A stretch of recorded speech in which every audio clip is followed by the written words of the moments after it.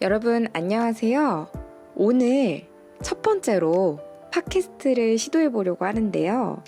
오늘 한국에 있는 카페에 대한 이야기들을 좀 나눠볼까 합니다. 제가 여러분이 충분히 재밌어 하면서도 공부도 될 수 있게끔 천천히 또박또박 이야기할 예정이에요. 자, 그러면 카페에 대해서 좀 이야기 나눠볼까요? 일단 한국에는 정말 다양한 종류의 카페도 있고 카페 자체도 굉장히 많습니다. 여러분 혹시 한국에 있는 카페에 가보거나 혹은 드라마에서 보신 적 있어요? 저는 사실 커피도 좋아하고 예쁜 공간에 가는 것도 좋아해서 사실 카페 가는 거를 굉장히 좋아하는 편이에요. 그래서 홍대에 가거나 연남동에 가거나 혹은 성수동에 가서 예쁜 카페들을 찾고 가서 커피를 맛보는 것을 하나의 취미로 여기고 있어요. 맛있는 디저트도 판매를 하고요. 그 외에도 사람들이 와서 작업을 할 수 있게 컨센트가 구비되어 있거나 아니면 정말 늦은 시간까지 하는 카페들도 있어요. 그래서 아주 예쁜 디저트 카페 혹은 작업을 하기 좋을 만큼 넓고 오랫동안 하고 편안한 카페들도 있어요.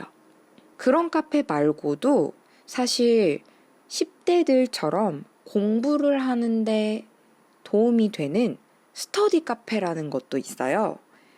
우리가 커피를 마신다는 그런 공간의 카페는 아니고요. 스터디 카페라고 하면은 공부를 하는 공간 정도로 우리가 생각을 할 수 있는데요. 조용한 분위기에서 서로 떠들지 않도록 공부를 할 수 있게 마련된 공간을 한국에서는 스터디 카페라고 이야기를 하고요. 저도 뭔가 굉장히 집중을 해야 되거나 혹은 커피가 주인공이 아니라 커피는 있으면 좋고 다만 좀 더 공부를 하고 싶은 공간이 필요할 때 가는 곳이 스터디 카페라고 보면 될 것 같아요. 여기는 대학생이나 성인들도 주로 가지만 학생들도 굉장히 많이 가요. 그래서 한국에 있는 카페보다는 좀 더 조용한 환경을 원하면서도 공간 자체는 약간 카페 같기도 한 그런 곳을 스터디 카페라고 볼 수 있겠습니다.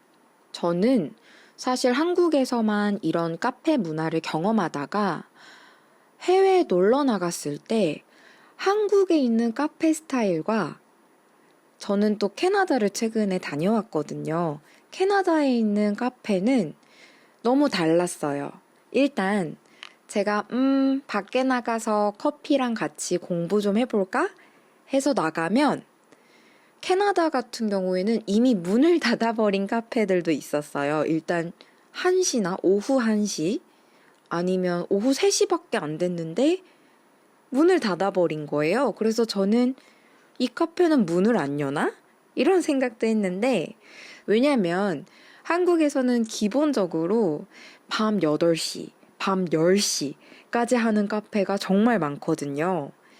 그래서 와, 이게 한국에만 있는 문화인가 보다 이렇게 생각한 적도 있었어요.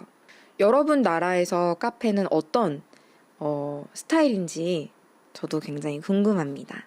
만약에 공유할 만한 재밌는 문화가 있다면 댓글로 꼭 알려주세요. 여러분은 한국에 오시면 어떤 카페 가고 싶은지 혹시 마음속에 담아둔 게 있나요? 물론 예쁜 아기자기한 카페, 디저트가 맛있는 카페, 특색 있는 카페, 굉장히 다양한 개인 카페들이 엄청나게 많을 거예요. 그래서 저희는 그런 개인들이 운영하는 정말 특색 있는 카페를 가는 것도 굉장히 좋고요. 혹은 여러분이 잘 모를 때, 어떻게 찾아야 될지 잘 모를 때 아마 대형 카페들도 많이 보게 될 거예요. 혹시 여러분들 한국 카페 브랜드 많이 알고 계세요? 일단 대표적으로 많이 알고 계신 브랜드들 몇 가지 알려드릴게요. 아마 드라마를 보시거나 한 분들은 이미 알고 계실 수도 있을 것 같아요. 첫 번째로 여러분이 홍대나 혹은 유명한 관광 지역에 가면은 아주 많이 볼 수 있는 스타벅스, 한국에서 볼 수 있는 메뉴들도 있습니다. 그래서 오게 되시면 여러분이 한 번도 보지 못한 커피들 주문하는 것을 추천드립니다. 그 외에도 할리스 커피가 있고요. 그리고 투썸 플레이스는 한국에서는 케이크가 맛있기로 유명합니다. 엔젤리너스 커피. 저는 엔젤리너스 커피를 최근에 주변에서 보기보다는 공항에서 더 많이 보는 것 같아요. 그래서 엔젤리너스 제강성 비행기를 기다리면서 마셨던 기억이 납니다. 그리고 탐앤탐스 커피라고 해서 저희끼리는 그냥 탐탐이라고 부르는데요. 여기도 한국에 정말 많은 지점을 가지고 있는 커피 브랜드들 중 한 개입니다. 그 외에도 저희는 다양한 카페들이 한국에 엄청나게 많기 때문에 여러분이 미리 원하는 스타일의 카페들을 유튜브나 구글에 검색하시면 충분히 보실 수 있고요. 아니면 네이버 지도라고 해서 한국인이 정말 많이 쓰는 지도 앱이 있어요. 이 앱을 설치하셔서 카페를 검색하면 여러분이 있는 공간에서 가장 가깝고 인기 있는 카페들을 쭉 볼 수 있거든요. 물론 한국어가 너무 많겠지만 이미지 위주로 볼 수도 있기 때문에 이미지를 보고 여러분이 원하는 곳을 체크해 두셨다가 탐색해 보는 것을 추천드립니다. 그리고 한국 카페에서 이제 가장 유명하다고 이제 여겨지는 그런 뭐랄까 현상이 있거든요.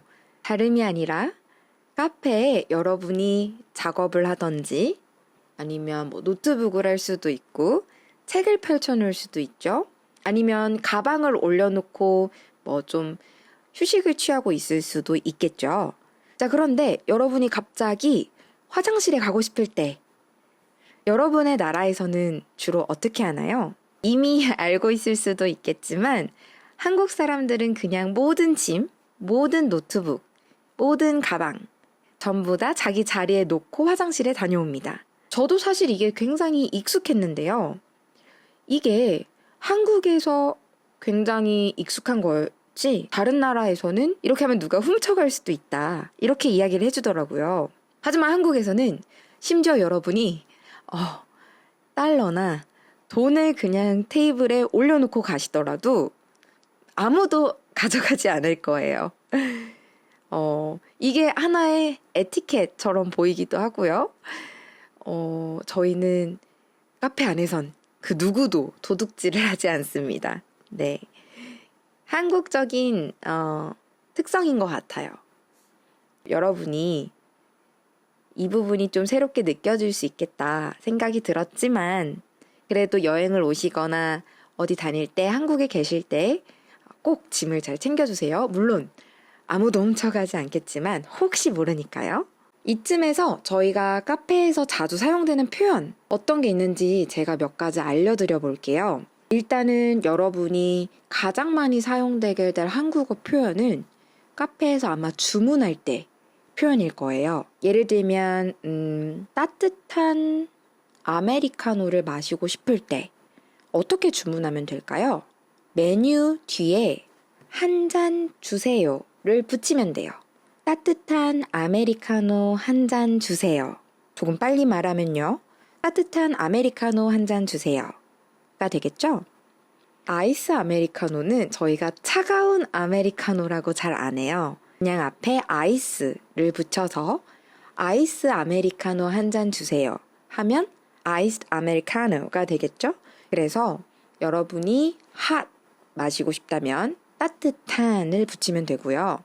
차가운 걸 먹고 싶다면 차가운 아메리카노라고 하는 것보다는 아이스 아메리카노라고 하는 게 더 자연스럽다고 볼 수 있겠습니다. 그 외에도 여러분이 커피를 진하게 마시고 싶을 때 뭐라고 하면 되죠?